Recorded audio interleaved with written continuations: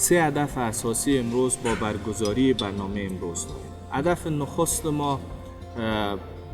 ایجاد کردن یک تصویر از زشتی‌های جنگ و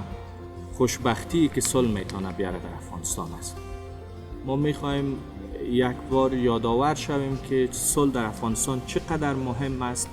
و جنگ در افغانستان چقدر هزینه برای کل مردم افغانستان داره. به ویژه برای اون مردمایی که از روستاهای افغانستان میآیند و ما هر روز در ذهن و قلب ما قربانی‌های از و به ویژه نیروهای امنیتی افغانستان زنده است.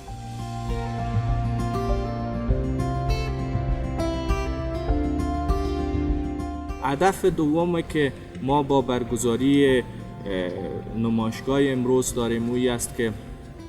می‌خوایم از طریق نمایشگاه بر مردم افغانستان پیام همدلی، پیام اعمار صلح، پیامی که وزارت دولت در امور صلح متحد و اراده دارد، تعهد دارد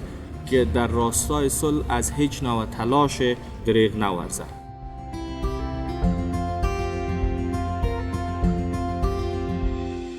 و نقطه سوم هم که به نظر من بسیار مهم است، شما هم رقمی که میدانین یک تصویر میتونه هزار سخن بگوید و تصویر که اینجا استادان بسیار گرامی و ارزشمند، نقاشای بسیار خوب مملکت ما حضور داره، بهترین وسیله سخن گفتن به مردم است و ما از این طریق میخواهیم در افکار عمومی روایت صلح را زنده بکنیم و همزمان بر مردم بگوییم که